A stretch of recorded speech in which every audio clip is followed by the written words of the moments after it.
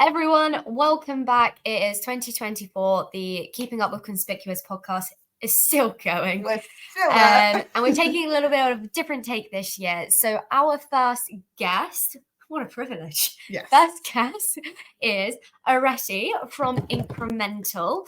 Now, I met Areti a couple of months ago now, maybe 3, probably, at a Power Platform user group, and I attended one of her talks. And we had to get her on. Absolutely brilliant. Yeah, when Lucy told me about your speech, I was like, right.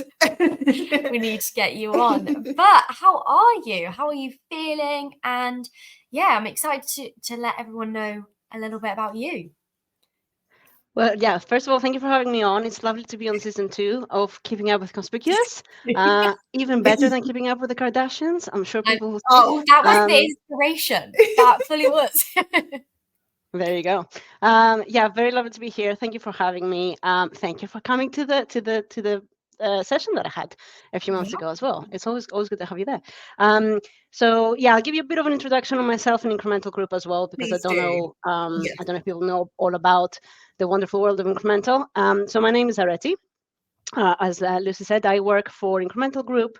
Incremental Group are a Microsoft partner, so we're an IT consultancy. We launched in 2016, and we're a Microsoft Inner Circle member as well. We've got about 350 plus people working for us, and we're growing fast. There's lots of positions open at the moment. Wink, wink, nudge, nudge. And we'll talk about that later.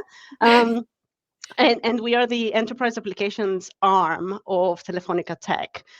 We were acquired in March 2022, and Telefonica Tech themselves provide services in the areas of cloud infrastructure, modern workplace, cybersecurity, and since the acquisition of Incremental, they are also providing enterprise applications, so Power Platform, Microsoft Business Applications, and data and AI as well through Adatis.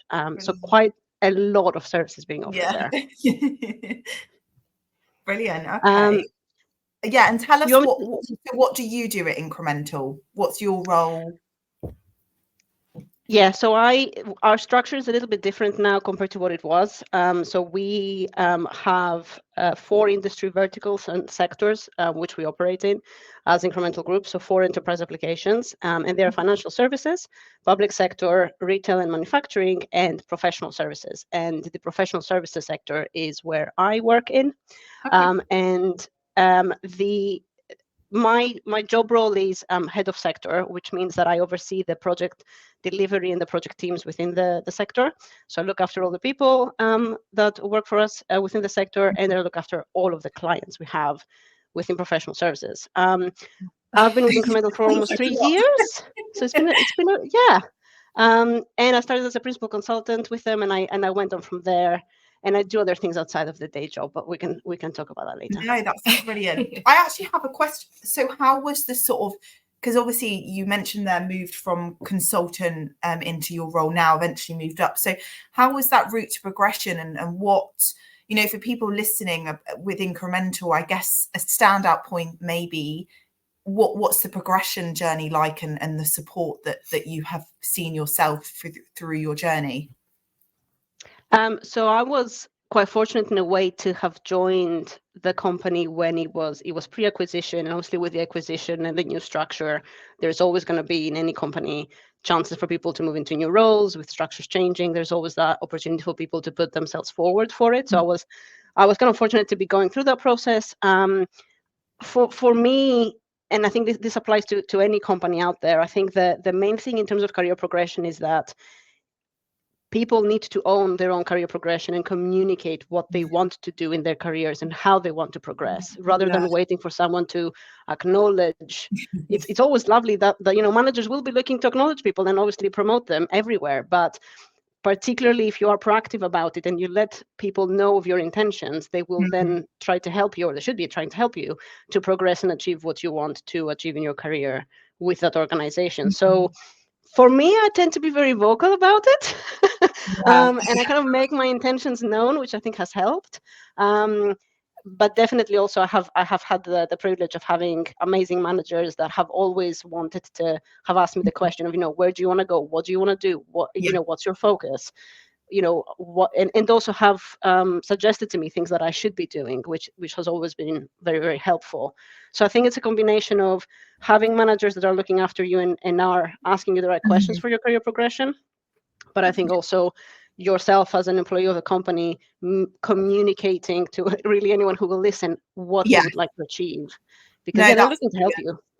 Good. Okay. I do apologise. I'm a little bit ill, so I just had to go get tissue. Sorry, guys. Lucy had to blow her nose. I don't want to be here. Like, one thing I will say, before I just ran off, you mentioned that you've got to own it, and sometimes I think you touched on it briefly in your talk when you were saying that we need to be a bit more confident with it. But obviously, that can be quite hard, being quite forthcoming and being like, look, this is where I want to go.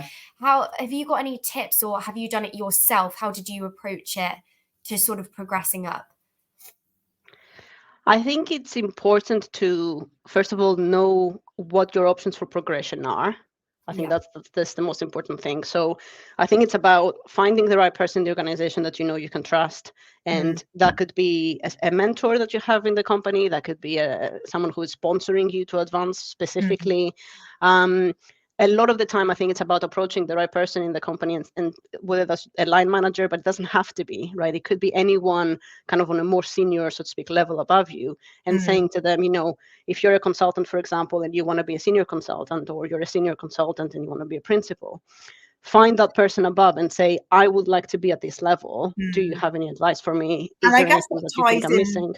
To what you said about being proactive, really, doesn't it? So that, I love that, because we do tend to focus quite a lot on leaving it all to the company that you work for, and we see it a lot in our job. And actually, you're right, taking a bit of ownership and proactiveness yourself, because if you don't ask, you don't get. And I mean, we should know. You're right. So I love that. Yeah, it's not spoken about enough. So thank you for sort of speaking about it publicly. And obviously everyone's starting to talk about that, which is good. Oh, go on. No, you go. I was going to say also, obviously we mentioned about how you got acquired back in March. Was it March 2022 by Telefonica Tech? Obviously there are a fair few acquisitions happening in the market at the moment anyway. But it would be interesting to know, obviously, I know just to make it clear, obviously we work with Incremental, so we speak to a few candidates and we've placed candidates with you guys, and we have a few questions from our candidates that are perspectives. Just wondering how that acquisition is, what's going on. So if you could sort of enlighten us with how that has been for you guys as a company, it would be great. Yeah, to be fair, it is an ongoing process, but I think the main thing that has changed is how we think about the projects and the clients that we focus on. So obviously having the 4 sectors means that we can specialize in those 4 industries and provide that experience to the clients within those industries. So that in itself has been very good. Being part of Telefonica Tech, which is part of Telefonica as a whole, obviously gives us all the opportunity to use people with experiences in areas that we don't have. And it also means that when we are actually talking to our clients about, for example, enterprise applications, we can at the same time talk to them about the modern workplace. We can talk to them about cybersecurity, the data and AI. So it has expanded the amount of people and the different types of skills we can offer to our clients, which is, something that we weren't able to do before, which we can do now. And it's the same from the Telefonica Tech perspective. We now have enterprise applications. So for their existing customers, that is now a possibility to have those conversations. So I think generally within the Microsoft partner ecosystem, acquisitions have, in the last kind of 5-10 years, smaller consultancies have become bigger consultancies. And I think it will just continue that way. I think there's so many companies that are now, there aren't really that many local companies anymore, which means that the projects are bigger, they are more global, which means that consultancies themselves need to provide the right level of knowledge, but also kind of geographical location, enabling those clients to actually have their IT ecosystem serviced the right way. So I think it's an interesting one. I think for me, the platform itself as well. So enterprise applications, but particularly within Microsoft, the all of the products are being developed, quite quickly, with so many new features coming out, new products coming out. So there is that element as well of being a bigger company. It allows us to have different people specializing in the different areas and keeping kind of everyone up to date as to what is happening. Because and I think that naturally that has led to consultancies kind of consolidating to accommodate that. Yeah, Absolutely. definitely. I mean, change is always going to be scary. Some people love it. Some people absolutely hate it, obviously. Yeah. And, as a business, when you're going through such a huge sort of change, you're never going to know every single answer to everything. But I think it's a really exciting time. And as you said, I think you're going to see it more across the board, especially in the next few years with these huge acquisitions happening. But I think, we've got candidates that have worked with you for years, and I think you guys have, I don't think handled it is the right word, but you've gone with it, and I feel like it's been more of a positive thing in the long run. And it seems to be less of a takeover, if you like, and more of a partnership and just an expansion in terms of being able to grow and specialize and create a better structure to sort of target the market and support clients, which from our point of view, we working with other clients previously who've gone through acquisitions, and sometimes it is a takeover rather than hopefully people understand where I'm coming from there. But I mean, so future direction, tell us about the future. Tell us about your future incrementals. What's happening? What's going to happen? So my future is probably going to remain the same, given that I've not been in my current role for that long, almost 5 months, 6 months.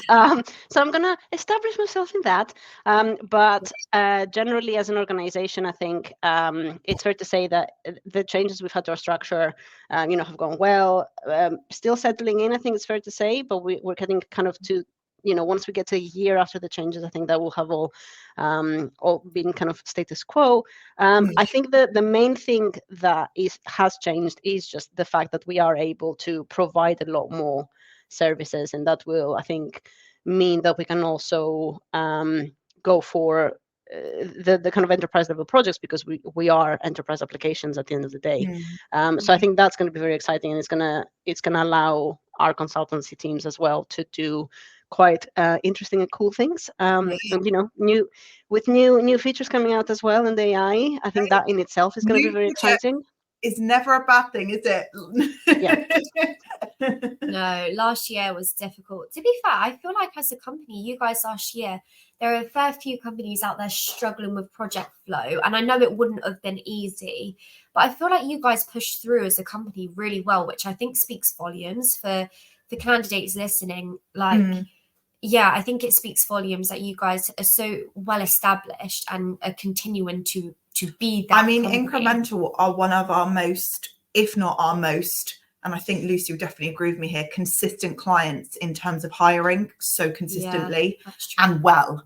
I've not had any, and this is factual, I don't have feedback from candidates saying they didn't enjoy an interview or they didn't really like Incremental. I don't get that. It's a consistent thing, which is so, so important in such a competitive market. And I mean, that's kind of feedback for you, which is good. Now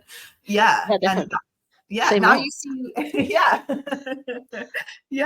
definitely. Now, I know you are very passionate about this. I think as a company we are too, and I think it's something we should really talk about in this podcast. And it was your talk, how it was, this was the topic of it, but you're very passionate and you're very good at speaking about women in tech and building up women's confidence. And I guess we sort of touched on it earlier with the whole confidence and how you can approach things, etc.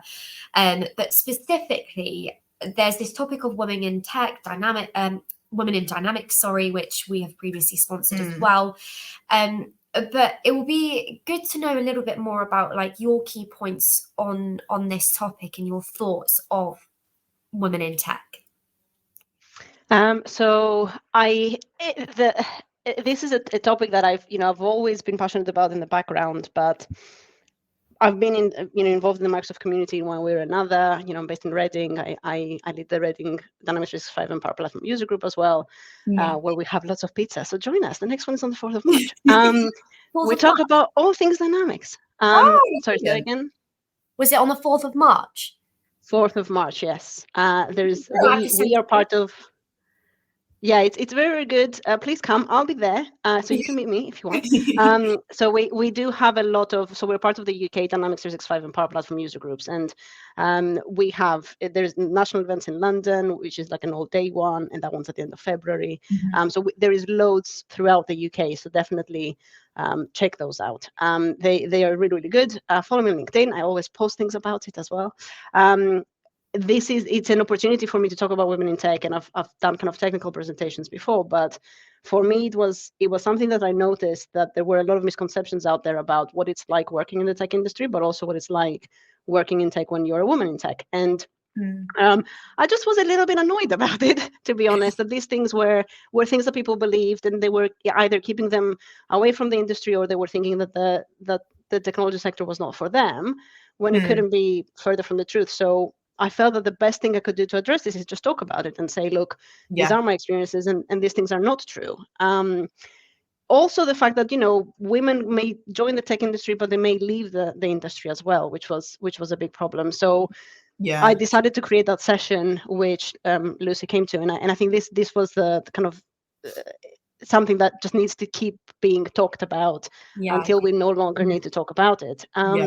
So to answer your question, so the misconceptions that I found were, a big one still, unfortunately, is that, the technology sector is a male sector. And I was, very shocked to have someone in the audience of the talk say to me that, my daughter left school a year ago, and the career counselor said that even though all of the questionnaire answers suggest that she should go into the tech industry, that she was told that is for men, and she should look at something else. And you just think, what century are we in? It was the advisor, wasn't it? Who was a woman. I remember he was like, she was a woman, and she told my daughter, although that is where you're suited, it's an industry for men. And we were like, pardon? Yeah. Crazy.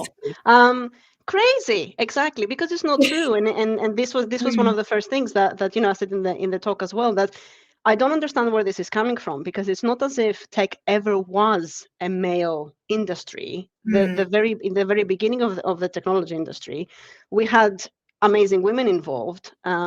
So I don't really know where it's come from, and it's definitely not the case. There are a lot of women in tech. So one of the other things is that people think that there's no role models. There isn't any women in tech, and there's loads of women in tech. There should be more. But there is so many. So you can look at Microsoft. That is such a big misconception. I'd say it's a 50-50 split as to me speaking to female candidates on a daily basis. It is a 50-50 split. Sometimes I see maybe a few more male managers within companies, but it's not a massive issue. I'm not seeing, but so for me, agreed. But I think that comes back to a point that you mentioned in your talk, actually, about how men, you see a lot of male managers, as you've just said, which we do, but is it because women are not confident enough to step forwards and be like, actually no, I can do that role, I will do that role, I have the same skills, if not better, who knows? Do you know what? That is a point, because do you remember, when was this, but we had feedback that on job adverts we post, males, right, if you're hitting 70 or 80% of the job requirements, males are 70% more likely, it's something similar to this, 70% more likely to apply for the job if they're only hitting 70 or 80% of the requirements. Females, they don't. And does that tie into what we're saying? I think it's confidence as a woman, and you definitely have a better way of explaining it. So I think it can be confidence, but I think that it's not just an issue with the individual for me. Yes, sometimes women more than men, and of course there will be exceptions to this, right? Because we generalize, but there's always exceptions. women will tend to be a bit more risk averse than men might be when doing a job search. So if they don't feel like they have all of the skills on the job description, they might say, oh, I don't think this is for me because I wouldn't be good at this because I don't know X, Y, and Z. But I think at the same time, companies writing the job descriptions should be mindful of that, because we know it's happening. So I think there is responsibility on both sides for me. Yes, as women, we should just be 100%. taking a risk and saying, you know what, the worst thing that will happen is that they will tell me no, and still just go for it. You never know what will happen. So not assuming that we know what's going to happen. But at the same time, I think there is an element of, you know, sometimes job descriptions ask for so many skills that, you know, realistically, there needs to be a very clear indication on the job descriptions that, look, we need you to have these skills. These are nice to have, but not necessary. Sometimes the list of skills that are required is, you know, I see that so done long. very well by Incremental. I have to say, I always see nice to have or a bonus if you have this skill as well. I think they do it they're very well balanced in terms of knowing that there's not a candidate who is going to have everything, because you're not building a robot here. You're speaking to human beings. So yeah, that's good.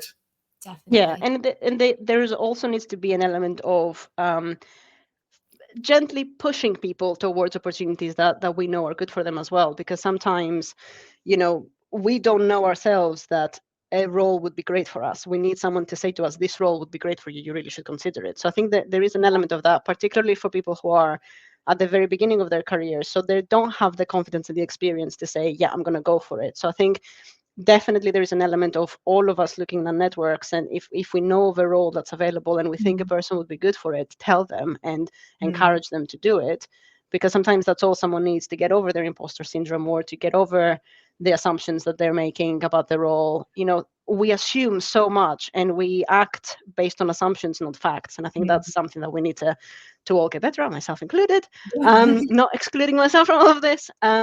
So I think there is that element as well of making sure that we are double checking that the reason we're not doing something is because we really feel it's not right for us, not because we assume it's not right for us. I think that's the main thing there. Did someone encourage you to go for your promotion into your new role, or did you just have the confidence? So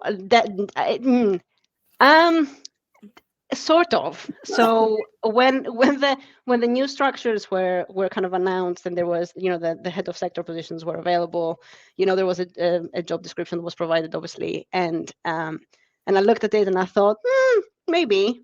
And then I got a pack about, you know, what needed to be presented, and there were a lot of things on there, and I was like, oh, I'm not. So because I was from a delivery background, right? I wasn't part of a senior team, so my background was a bit mixed. I had project and program management, but I was primarily on the principal kind of solution architecture side of it. So I had gaps. It was never going to be perfect. Everyone going into a new role will have something to learn, and if they don't, they're in the wrong role. So I think that's something we need to be aware of as well. So I thankfully, you know, everyone with Incremental was very supportive and said, you know, you'd be great, just go for it, you know. So just do that. Just do it. Just put yourself forward, and you never know what's going to happen.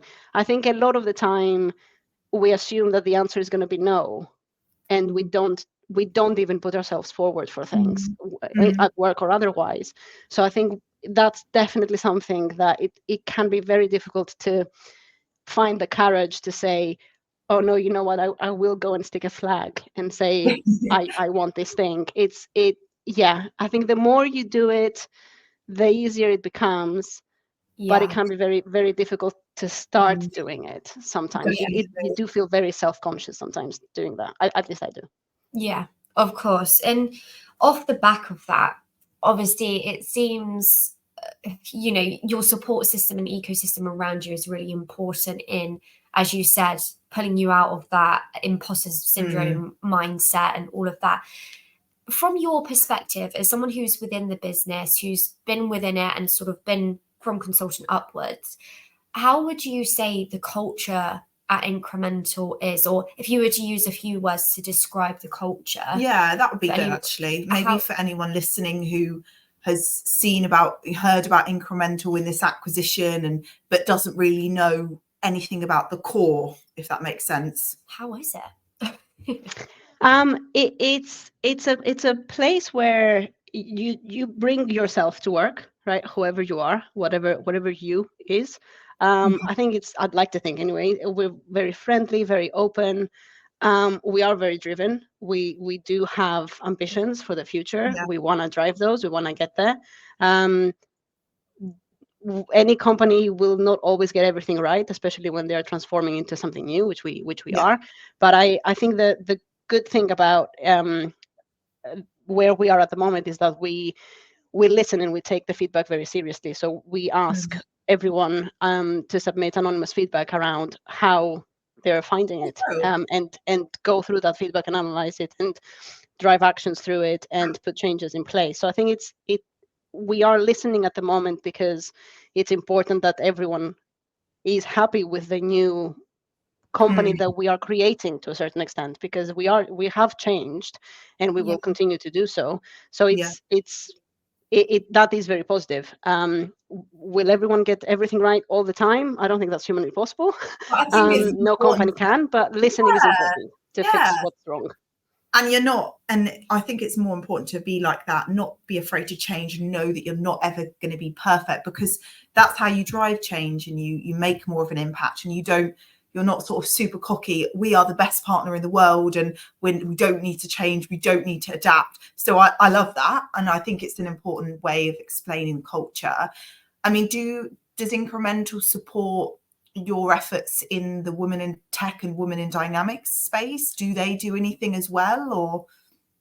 Yeah, they do. So generally, they encourage anyone of any walk of life to apply, and I think all companies should in this day and age. But particularly in terms of women in tech, I think that a couple of examples of things that the company has done before. So the actual Incremental Group company is a member of the Women in Dynamics. So they've signed the partner pledge. So if anyone doesn't know about that, so Women in Dynamics promotes inclusivity in the Dynamics community. They are a separate thing to the Microsoft partners, but any company can sign up to the pledge to show that they are actually taking steps to include women in Dynamics and include them and promote that. There is also during International Women's Day, there's always a lot of events that take place. So it tends to be around May time, I think. So in collaboration with Microsoft Tech Hair, every year we have a Women in Tech Discovery Day, which is for new people looking to join the industry, people returning, or looking to reskill as well, and that's really good as well. It's Microsoft Tech Hair is generally a wonderful thing that Microsoft do. So they create opportunities for women to learn, connect, and develop in their careers in technology, and that's one of the other ways that we try to encourage women to come and talk to the other women in Incremental that work in the sector and just ask questions. And it's always really, really good event. That's amazing. Well, I think what we'll do, if anyone's watching that's got any questions, before we sort of ask our final questions, etc., maybe start popping them in, just if you do have any, and then we'll have time to read them out after. But if you were a candidate watching right now, what would you say to them? Like, why should they work for Incremental? If you were to just sum it up, why would people want to work with Incremental? So for me, obviously Incremental offers the normal benefits you would expect a Microsoft consultancy to offer, right? So I don't think there is going to be any a particular differentiator on the basics, because all companies will offer the basics as by default, so they should. But the main thing for me, particularly for consultants, is that we have guaranteed learning and development investment, which is really, really good. So particularly right now, where there is so many new tools to get our heads around as consultants to provide the service to the customers. Within Incremental, everyone in the team is provided with half a day a week to dedicate to learning and development. So effectively a couple of days a month. I did know this. And I actually use it as a point that I point out to people. I didn't realize that you didn't know though, but yeah, I was impressed. But yeah, sorry, carry on. It is really good, and it can be used for formal training, or any exams or Microsoft certifications, of course, but it can be used for webinars, it can be used for soft skills training, for a number of different things. But it's something that we do to make sure that people recognize that they have the time to improve their skills in whatever they need to improve their skills on, and we encourage them to do that.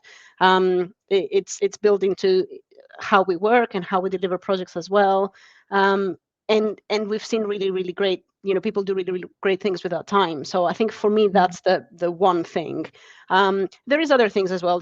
We do flexible and hybrid working. There's a Telefonica Tech share plan, so you can have shares every couple 2-3 years.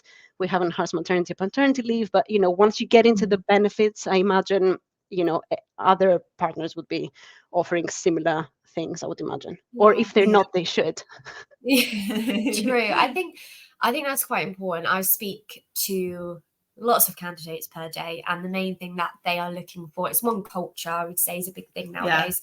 Obviously a fair salary, always important with the ecosystem just constantly getting more expensive, but they will always say about learning and development. And I think this is probably why so many people stay within Incremental and just keep working their way up, because they have the tools to develop and gain certifications. And I think where tech is obviously ever evolving and there are new things constantly coming out, how can you be up to date if you don't get given the time to do so? Yeah. Yeah, that's such a good point. Yeah, definitely.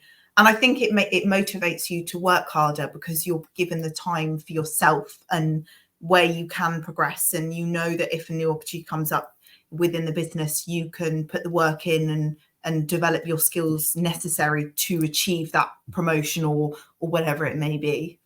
Definitely. So I love that. Well, do you know what? I could sit here for 2 hours and talk, but unfortunately, I think we are sort of coming to the end. Oh, unless there's a question. Oh, just a thank you for the discussion. So thank you.